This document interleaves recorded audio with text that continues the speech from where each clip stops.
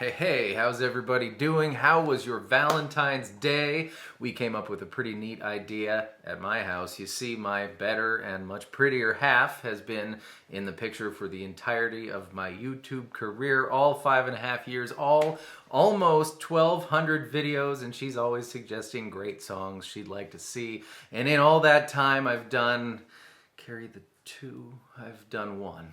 So, it's Ruthie Week.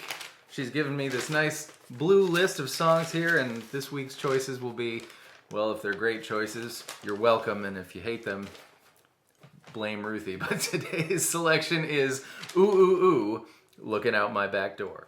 All right, Ruthie Weekers, we have a shirt. I survived Ruthie Week. The chords of this song are B, G sharp minor, E, B, and F sharp.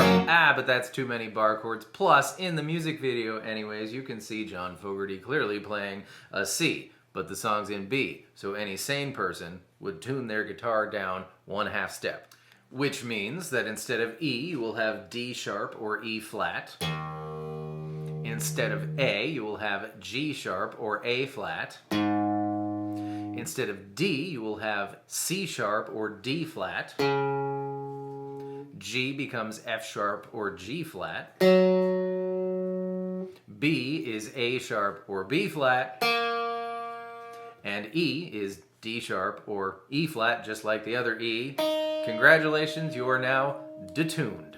Okay, this is very, very strange. The music video version on YouTube, purportedly the version, right, is as I described. Play a C chord, your guitar is tuned a 1/2 step down. But the version on Spotify, which seems like the same performance, and another version on YouTube, which is the same performance, is a 1/2 step lower than that. The point is, don't even retune your guitar. Put it wherever you want and play the chords I'm about to show you. I'm confused. However, your guitar is tuned for the intro after you do this a whole bunch, of course. Then you're gonna play C, A minor, F, C, G, and C. That is the chords for the intro. I'm allergic to playing slide guitar. Don't ask me to do it. You don't want to see it. There will be snot everywhere. But we can do it this way. I grab the E string 3rd fret, and we're going to slide up to 5 twice. I'm going to use my ring finger because I want to land on 3 after I do that. So, 3 to 5 twice, land on 3, then grab B5, pull off to 3, land on G5, and then I'm going to do that same slide move, but on the B string this time. 3 to 5, B3, and end on G5. So, if you want to do that. By the way, you minor pentatonic scale enthusiasts, this song we're pretending it's in the key of C. It's really in B for this version, or B flat for the other version, but we're playing a C shape, so we as guitar players, as long as there's no piano player in the room, are thinking it's in the key of C. C, A minor, F, and G. And for the key of C, we would use the A minor pentatonic scale, C's relative minor, but this shape that we all know and love, 5/8, 5/7, 5/7, 5/7, 5/8, 5/8, is also a different position of the C major pentatonic scale since they're relatives. We just think of it as A minor because it starts on A. We think of it that way more often. Anyways, the point in all that is that little solo bit at the beginning is the lesser discussed 5th shape of the minor pentatonic scale, which is located below the first shape, the shape we all know and love, and it is 3/5, 3/5, 2/5, 2/5, 3/5, 3/5. So you see, all that 3/5, 3/5, 5 action is out of that shape of the minor pentatonic scale. And that's why that. Now the verse is exactly the same as the intro, except the first time it does the verse, you hang on the G instead of going back to C. The second time, you do it just like the intro. The third time, you hang on the G again, and the fourth time, you do it just like the intro. So C, A minor, F, C, hang on G. You can do a walk, E3, open A, A2 will slide you back nicely into C. For for the second half, which is just like the intro. C, A minor, F, C, G, C. And you know it's the one that goes back to C, not hangs on G, because that's every time he says, looking out my back door. Congratulations, now you can play the verse. Memories and Elephants, G, F, C, C, A minor, G. And now you know what to do because he ends this section in looking out my back door. C, A minor, F, C, G, C. This solo is amazing. Grab the G string open, 2 open, D2, G open.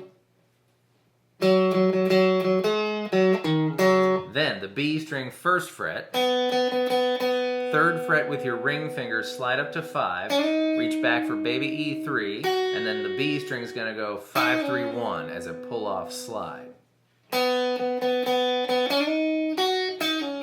This part's awesome. We're going to make a little teeny F chord here, just 1, 1, 2. Slide all the way up to the 10th fret and make an A-shaped F chord, that is 10, 10, 10 on D, G, B. Now, 8, 9, 10 on B, G, D. Sorry for the reverse direction there. That's a C chord. And down to the A-shaped C chord on 5, 5, 5 of D, G, B. So this part is F, F, C, C, and then land on your G chord. Tinkle around a little bit and then open up that baby E string. Wanted to hit that string. Anyways, here it is.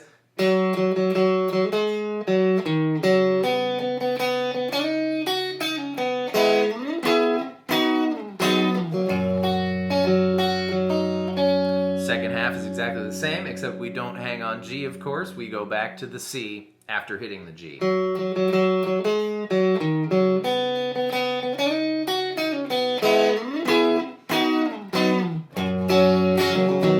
That's solo number 1. Then something magical happens. We have a key change. The next time we get to this, you're gonna want to make your C bar chord style here now. A, 3, D, G, B, 5. If you can't do that, just do the A shape or do the power chord. Either way is fine, but we're gonna go C, B, B flat, A.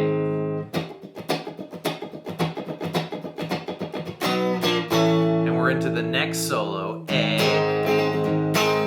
G, D, D, B minor, A. We're now in the key of D. That's one of those key changes I never noticed. They're good. If they could do it where you don't notice it, it's good. And this solo's great. That's a lot of greatness in just over 2 minutes. Grab the G string with your middle finger anywhere down here'sville, and we're going to slide up to the 6th fret. E5, B7 to 5, E5, B5. Ba-doom, boom, boom, boom. Can only do it in the right time when I start myself off. Then move down 2 frets and do E3, B5 to 3, and then make a little D chord and pluck your way down it. Ba-doom, boom, boom, boom.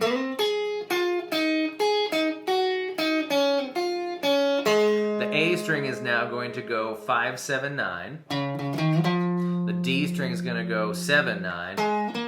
Land on G7 and then do your same G string slide. E5, B7, B5.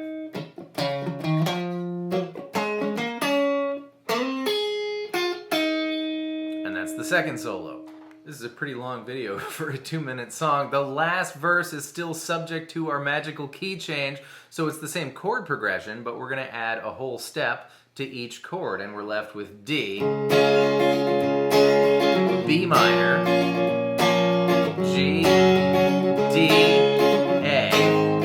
For the first half, second half is D, B minor, G, D, A, D. We've got the outro, which is the same exact thing as the intro, but again, one whole step higher. So you do the second half of that chord progression, the one that ends on D, not the one that hangs on A, and for the little solo, you do the exact same thing, but 2 frets higher. So we're on frets 5 and 7 now. And that is all I have to say about that. Thank you so much for being here. I hope that was fun and helpful. Thanks for joining for day 1 of Ruthie Week, and I will see you next time with more stuff. Goodbye.